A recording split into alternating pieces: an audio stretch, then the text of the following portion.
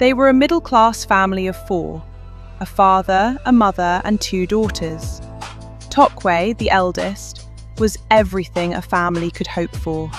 Beautiful, intelligent, respectful, and successful. Neighbors praised her. Relatives compared their children to her. Even inside her own home, Tokwe seemed to shine brighter than everyone else. Joy loved her sister, but love can become painful when it lives beside comparison. For years, Joy watched Tokwe receive the admiration she secretly craved. Every achievement made the distance between them feel wider. Every compliment reminded Joy that she was standing in someone else's shadow. She wanted to become like Tokwe, and somewhere in the darkest corner of her heart, she wanted to replace her. Then Tokwe turned 25 and introduced the man she planned to marry. His name was Shino. The family welcomed him immediately, believing he would become part of their lives forever. But when Shino met Joy, the atmosphere changed. The sisters looked almost identical. Joy was a younger reflection of Tokwe, with a striking figure and a quiet charm that made people look twice. At first, Shino and Joy exchanged harmless conversations. Then came the private messages, the secret meetings, the glances that lasted too long. Soon, Tokwe's fiancé was no longer faithful to her. He was having an affair with her sister. Then the family's oldest secret burst open. Tokwe had never been the biological daughter of the woman she called Mom. Her real mother had died giving birth to her, leaving behind a fortune that legally belonged to Tokwe. The woman who raised her had known the truth all along. Her affection had been an act, carefully performed while she waited for the inheritance to come within reach. So when she discovered that Joy had stolen Shino from Tokwe, she did not mourn the betrayal. She celebrated it. She believed Shino was wealthy, and that Joy had secured the family's future. But she had misunderstood everything. Shino was not rich. Tokwe had been paying his bills, funding his dreams, and quietly building the life they were supposed to share. By the time the truth surfaced, Tokwe had lost her fiancé. She had lost the family she trusted, and the people closest to her had turned her love, her identity, and her inheritance into weapons. But this was not the end of Tokwe's story. It was the moment she finally learned who deserved to lose everything. Sometimes betrayal does not come from strangers. It comes wearing the face of family. Tokwe felt something strange in her heart. But love can make even the clearest warning sound like doubt. A few days after introducing Shino to her family, she visited him at his apartment. They spoke casually at first, until Shino mentioned an urgent business opportunity, one that required a large sum of money. Tokwe didn't hesitate, she trusted him. So she transferred the money. Then, as though it were merely a passing thought, Shino asked about her late mother's inheritance. "So, when are you planning to claim everything your mother left behind?" Tokwe gave him a faint smile and changed the subject. Before he could ask again, her phone rang. It was an emergency. Her father had collapsed. Tokwe rushed to the hospital, her heart pounding with fear. But when she arrived, Joy and her stepmother were already waiting beneath the cold hospital lights, tears filling their eyes. Her father had suffered a stroke. He was gone. The family mourned together, and days later, they lowered him into the earth. But even in the middle of grief, Tokwe noticed something she couldn't explain. Joy and Shino kept exchanging secret glances. They whispered when they thought no one was watching. More than once, they disappeared together, returning minutes later with carefully controlled faces. Tokwe tried to dismiss it. Perhaps grief was making her suspicious. Perhaps pain had turned innocent moments into dark possibilities. But doubt is a quiet visitor. Once it enters the room, It rarely leaves on its own. Eventually, she confronted Shino. He denied everything. He told her she was overthinking, that losing her father had made her emotional and distrustful. Tokwe wanted to believe him. She loved him. And the cruelest part was that Shino truly intended to marry her. To him, Joy had only been a reckless distraction, a mistake he believed he could bury before it destroyed his future. But Joy had never loved Shino. She wanted something else, the one thing Tokwe treasured most. Then, one evening, Tokwe arrived at Shino's apartment without warning. The hallway was silent. The bedroom door stood slightly open. She pushed it gently, and in that single moment, her entire world collapsed. Joy was in the bed. Shino was beside her. For several seconds, no one moved. No excuse could survive what Tokwe had seen. Tears streamed down her face as she looked directly at the man she trusted. "You've taken everything from me," she whispered. "I swear, you'll lose everything you think you've gained." Then she walked away. Joy and Shino believed they had won. They were wrong, because betrayal does not always destroy a person. Sometimes, it introduces them to the part of themselves they were forced to hide, and Tokwe was no longer the woman they thought they knew.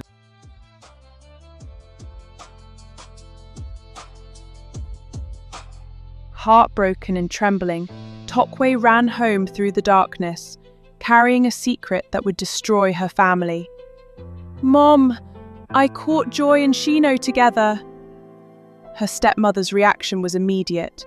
She slapped Joy, screamed at her, and performed the outrage of a woman discovering betrayal beneath her own roof. But Tokwe noticed something. The anger looked rehearsed. The tears never came. Days passed and the house grew strangely quiet. Then Tokwe's health began to collapse. First, she lost her appetite, then her strength. Her body weakened so quickly that even the doctors could not explain it. And then, without warning, Tokwe died. Grief swallowed the family. But before the mourning had even faded, the police came for Shino. He was accused of poisoning Tokwe. Shino pleaded innocence, but the evidence had already been twisted against him. Money and influence spoke louder than the truth, and the court delivered its verdict: guilty, life in prison. 13 years disappeared behind iron bars. Outside, the world moved on. Joy married a wealthy businessman named Emeka. Together, they built the kind of life she had once envied from a distance. A beautiful home, luxury, and 9-year-old twin daughters who made the family appear perfect. Joy had everything now, but Emeka felt something missing. Her past was full of silence, unanswered questions, and a darkness he could not name. The more perfect Joy's life appeared, the less believable it became. Meanwhile, inside prison, Shino relived the same memories every night. Tokwe had believed in him when nobody else did. She supported him when he had nothing. She stood beside him when the world turned away. And he had betrayed her. That guilt never left him. But neither did the truth. Shino knew he had not killed Tokwe. Someone had framed him. Someone with money. Someone with influence. Someone who had stolen 13 years of his life and buried the evidence beneath a family's grief.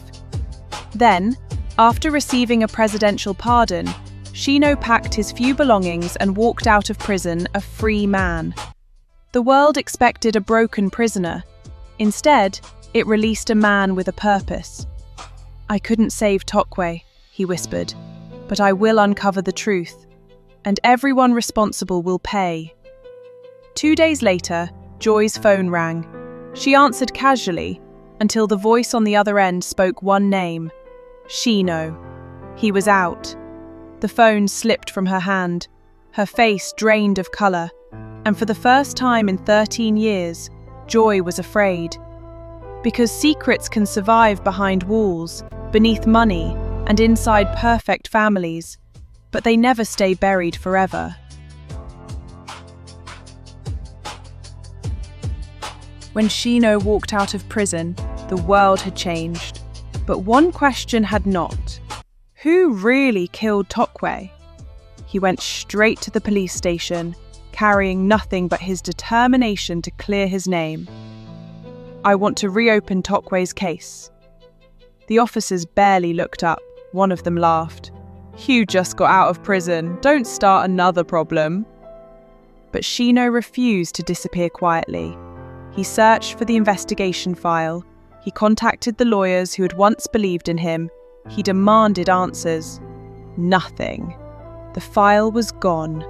The records had vanished. Every document, every piece of evidence, every trace connected to Tokwe's death had been erased. Not misplaced, erased. And that was when Shino understood. This was not an ordinary cover-up. Someone powerful had been protecting the real killer. A few days later, Joy was shopping with a friend when a familiar voice passed behind her. "Hello, ladies." Joy froze. Shino stood there, smiling. He wasn't shouting. He wasn't threatening her. Somehow, that made it worse. Her friend greeted him politely, but Joy could not speak. Fear took control. She turned and hurried away. That night, her phone rang. "Please, just leave this country," Joy begged. "I'll give you more money than you've ever had. Forget the past. Stay away from me and my family." Shino listened in silence. Then he saved the recording. Because now he knew the truth. Joy wasn't afraid of him. She was afraid of what he might reveal. But Joy's fear was not the only thing growing inside the family. Her husband, Emeka, was away on business. Yet even over the phone, he could sense that something was wrong. Since Tokwe's death, Joy's emotions had become unpredictable. Some days she covered her twin daughters with affection. On others, she could barely look at them. The girls resembled Tokwe, and every time Joy saw their faces, the past came back to life. They spent more time with their grandmother than with their own mother. Emeka believed Joy was drowning in grief. He had no idea grief was only the mask. Then came another crisis. Joy received a frantic call. One of the twins had wandered out of the house. Panic seized her. Before anyone could explain, she called Shino, convinced he had taken the child for revenge. But Shino was confused. He knew nothing. Minutes later, security officers returned the little girl. She had been sleepwalking, crying for her mother. That night, Joy secretly met with her mother. "Mom, Shino is back." Their faces hardened. Neither woman slept. And the next morning, Shino vanished. His phone was off. His apartment stood empty. There was no struggle, no witness, no clue. He had disappeared like a ghost. But ghosts do not vanish without leaving something behind. Sometimes the most frightening question is not who is hunting the truth, but who is willing to bury it. Shino opened his eyes to the bite of cold ground against his knees. Rope cut into his wrists. Around him stood armed men, their weapons ready, their orders simple. End his life. He begged for mercy, but no one answered. He could not understand how the past had found him again, or who had paid to erase him. Then one man stepped forward. Shino studied his face and recognized him from prison. Years earlier, when the man lay seriously ill behind bars, everyone had turned away. Everyone except Shino. Using his connections outside, Shino had found medicine and help, giving a dying man another chance to live. That small act of kindness had survived the prison walls. The man lowered his weapon. "Brother, you don't know the kind of trouble you're in. Someone powerful wants you gone. But I can't kill you. You saved my life." Instead, he cut Shino loose and helped him disappear into the night. The assassins returned to their employer with one message: the job was done. Everyone believed Shino had vanished forever. They were wrong. Shino was alive, and now he wanted the truth more than revenge. That same evening, Emeka returned from his business trip. His daughters rushed into his arms, and for a few precious hours the house filled with laughter, food, and the illusion of a perfect family. But Emeka noticed Joy. She was restless, nervous, carrying a secret that seemed heavier every minute. Then her phone rang. The fear vanished from her face, replaced by a sudden, almost unnatural cheerfulness. Emeka saw the change but said nothing. Later, the children begged for ice cream. Emeka smiled and gathered everyone into the car. They drove into the night, laughing as if the past had finally released them. Then, at a roadside ice cream stand, silence fell. Emeka turned around. The twins were gone. Joy screamed. Police arrived. Panic swallowed the night. Emeka collapsed beneath the weight of one thought. I failed them. When Joy's mother arrived, the two women exchanged a look filled with terror. This was not a random kidnapping. Something buried had come back to collect its debt. Then the phone rang. "We have your children," a man said, "and Shino is with us." The demand was 100 million naira. But Shino did not want money. He wanted a confession. He ordered Joy and her mother to come alone. No police, no husband, no outsiders.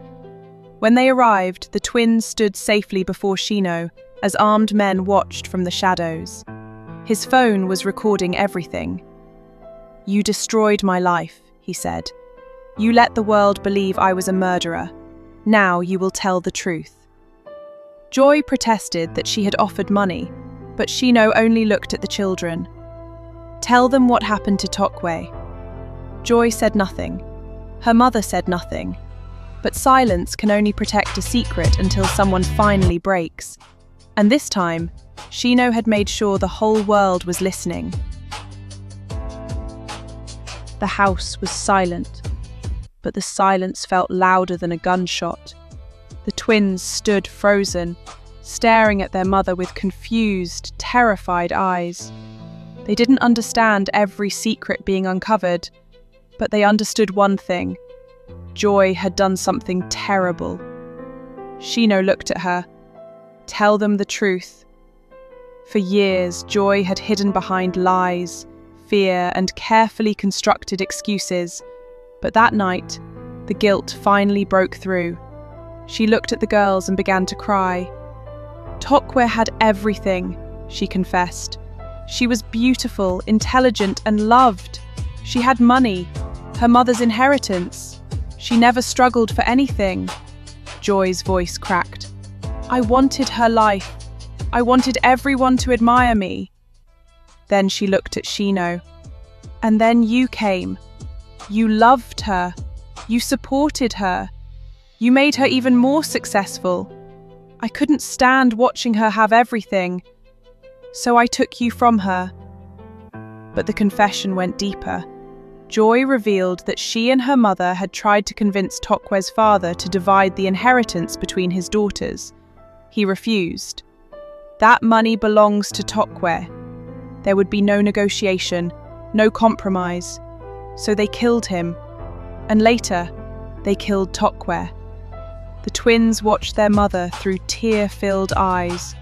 They were too young to understand every detail, but old enough to realize that the woman before them was not the mother they thought they knew.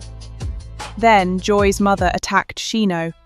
During the struggle, she grabbed a gun. 2 shots rang through the house, and Shino collapsed, badly wounded.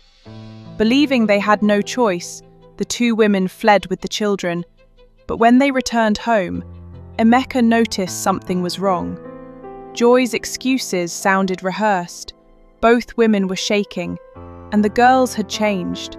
They refused to hug their mother. They refused to let her touch them. For the first time, Joy saw fear in the eyes of the daughters.